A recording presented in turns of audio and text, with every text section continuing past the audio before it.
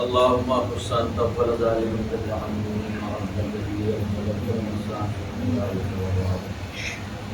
اللهم لنا اللقاء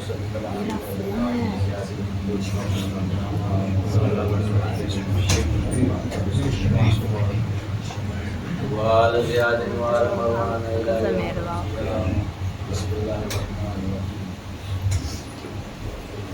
الحمد لله رب العالمين الصلاة والسلام على أشرف الأنبياء والمرسلين سيدنا ونبينا وشفيعنا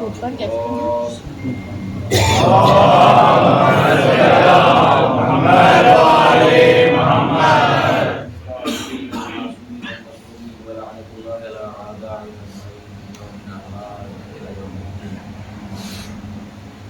بسم الله الرحمن الرحيم اللهم لمن قتلت الحسين وأشار جرد محمد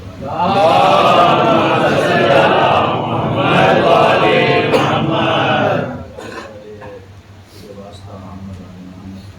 سب کو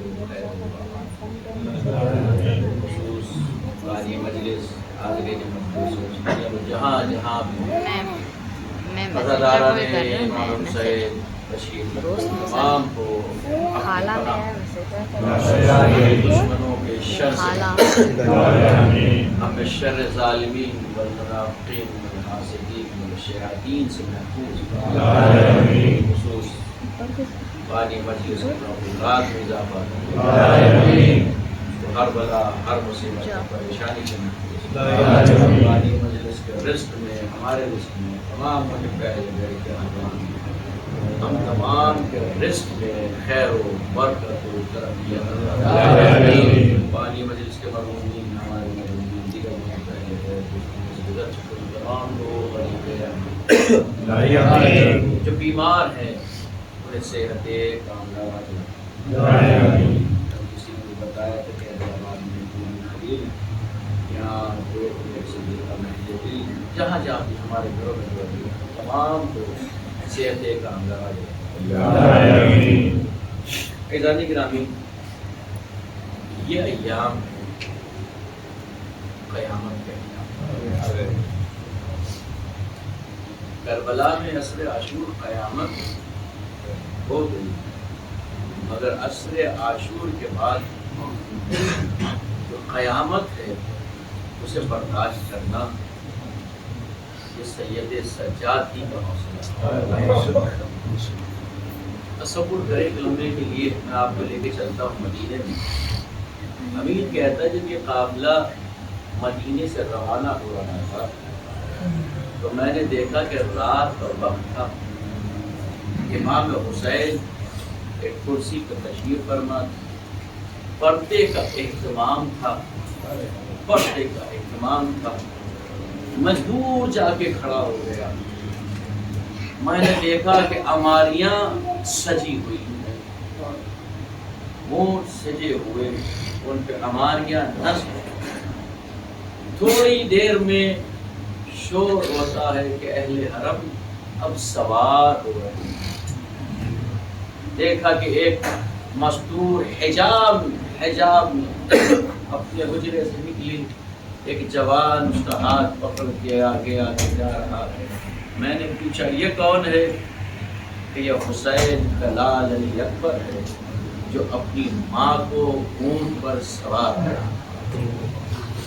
تھوڑی دیر میں دیکھا کہ ایک بیوی اور نکلی جس کے ہاتھ پکڑے ہوئے کم سن شہزادہ میں نے پوچھا یہ کون ہے کہ یہ یتیم حسن قاسم ہے جو اپنی ماں کو سوار کرا رہا ہے ایک ایک بنی ہاشم نے اپنی ماں کو سوار کرایا آخر میں وہ منزل آتی ہے کہ کہتا ہے جب میں نے دیکھا کہ آخر میں ایک بلند قامت تھی جو سر سے پاؤں تک پردے میں ڈھکی ہوئی تھی اور وقار کا نور اس کی ردا سے باہر آ رہا تھا جیسی اس نے باہر قدم رکھنا چاہا اس کے آگے جوانان بنی ہاشم نے دونوں ہاتھوں سے اپنا سایہ کر لیا. جیسے اس نے پہلا قدم رکھا گھر سے امام حسین اپنی کرسی سے تصور کریے قیامت کا یہ. اسی وجہ سے میں نے دعا کرائی ہے اس لیے کہ جتنا گریہ کریں گے یہ وہ ایام ہے، یہ وہ ایام عصر عاشور تک بیویوں نے ماتم کیا ہے. اکبر کی لاش آئی تو لیلا نے ماتم کیا ہے، ایک بیوی نے دوسری بیوی کو غصہ دیا ہے. عباس کا علم آیا تو سکینہ نے ماتم کیا، زینب نے گریہ کیا، مگر عصر عاشور کے بعد ان بیویوں کو رونے نہ دیا. یہ وہ ایام ہے. کیوں روتے ہیں میرے ایام میں؟ یہ وہ ایام ہے کہ جن میں ہماری اگر جانیں قربان ہو جائے روتے روتے، ہماری جسموں سے روحیں نکل جائیں تو بھی کم ہے، ہم اپنے حق سے ادا نہیں کر سکتے، کیونکہ رونے پہ پابندی تھی. اگر کوئی روتا تو تازی آنے لگتا. عزیزان گرامی، حمید کہتا کہ میں نے دیکھا باوقار بیوی بنی ہاشم کے جوانوں نے دونوں ہاتھوں کا سایہ کیا ہوا ہے، اور اس سائے کے درمیان سے یہ بیوی گزر رہی ہے.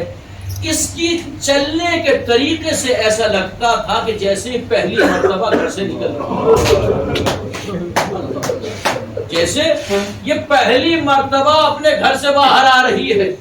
اور امام حسین آگے آگے کم، میں حیرت میں رہ گیا. میں نے دیکھا کہ ایک جوان کبھی اس بیوی کے آگے جاتا اور دونوں ہاتھ آسمان کی طرف بلند کر کے کہتا ہے الحجاب الحجاب. کبھی یہ نوجوان اس بیوی کے پیچھے جاتا ہے اور اس بیوی کے جو نشان قدم زمین میں پڑ جاتے ہیں انہیں مٹاتا ہے. میں نے پوچھا یہ کون ہے؟ کہ تجھے نہیں معلوم یہ زینب کا بھائی عباس ہے. یہ زینب کا بھائی عباس. تبھی تو ردا چھنی، بیویوں نے عباس کو بلایا ہے. سکینہ نے تماچے کھائے تو عباس کو بلایا ہے. عزیزان گرامی، یہ کہتا میں نے دیکھا کہ اچانک عباس کو حسین نے بلایا. عباس یہ کیا کر رہے ہو؟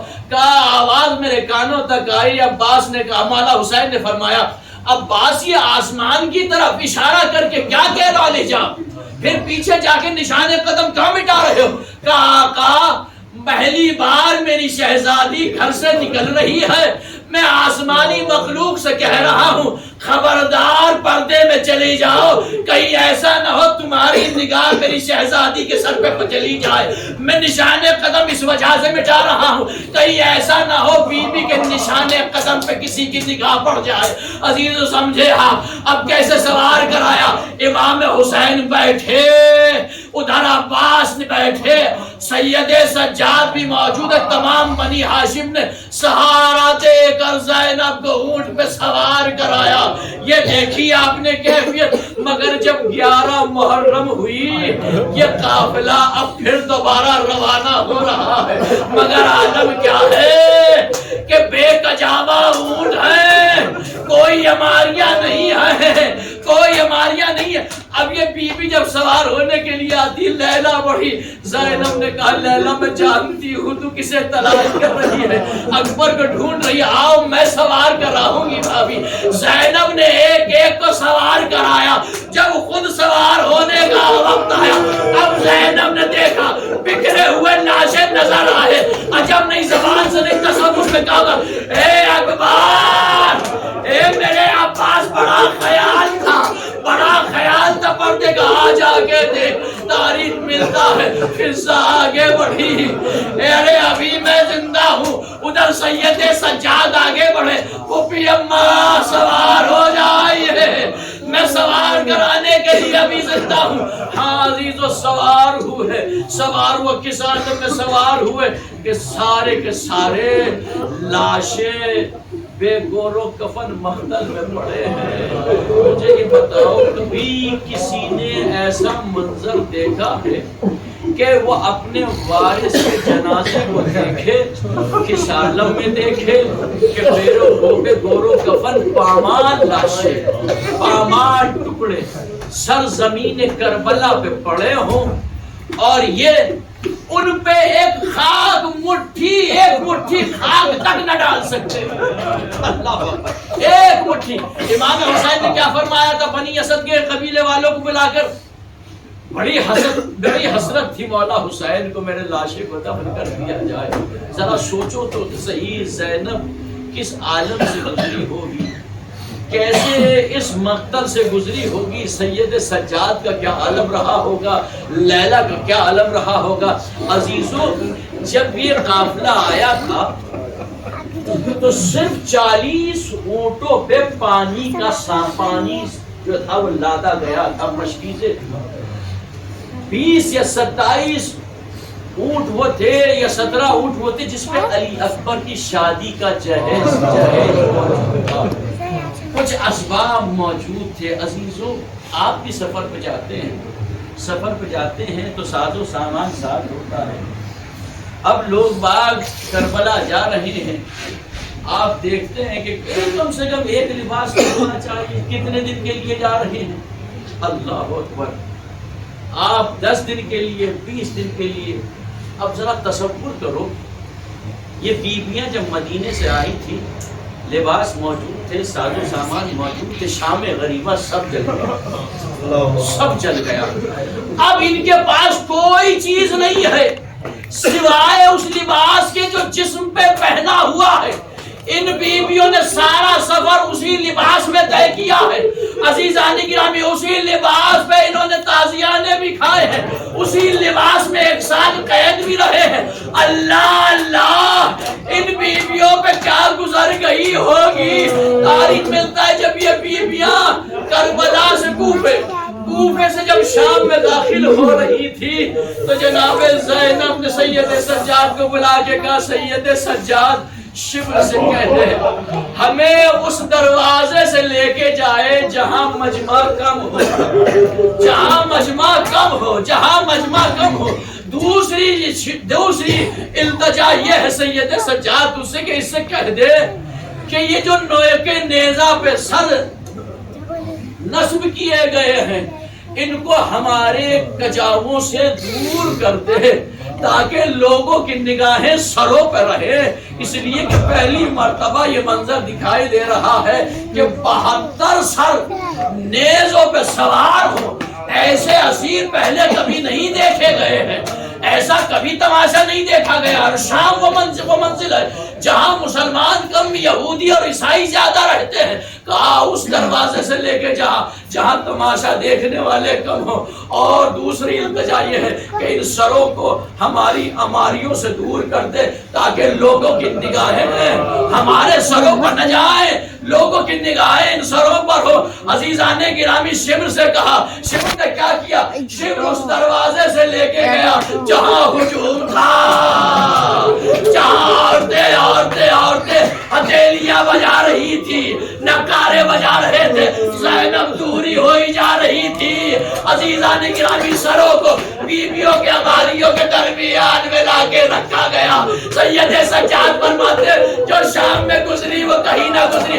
ارے ہمارا یہ قافلہ ان بستیوں سے، ان تنگلیوں سے گزارا گیا جہاں ہجوم تھا. ارے ہم گھنٹوں کھڑے رہتے تھے، لوگ یہ مذاق اڑاتے تھے. کوئی پتھر مارتا تھا، کوئی آگ برساتا تھا، کوئی ہم پہ صدقے کی کھجوریں پھینکتا تھا. اور یہی نہیں بلکہ یہاں سے ہمیں اس شوق پہ لے جایا گیا جہاں غلاموں کو بیچا جاتا تھا. وہاں سے ہمیں شام کے بازار سے گزارا گیا.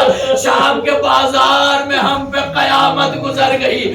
گرم پاک کی پانی پھینکا جا رہا تھا، کوئی آگ برسا رہا تھا. کہتے ایک لعین نے آگ پھینکی جو میرے امامے پہ پڑی. میرے ہاتھوں میں ہتھکڑیاں تھی، میں نے امامے کو ہلایا مگر آگ جلاتی ہوئی امامے کو میرے سر تک پہنچی. میں صبر کرتا رہا. عزیزان گرامی وہ منزل لاتی ہے آگے دربار میں. آپ نے سنا ہوا ہے، میں نے آپ کے مصاحف سنا رکھے ہیں.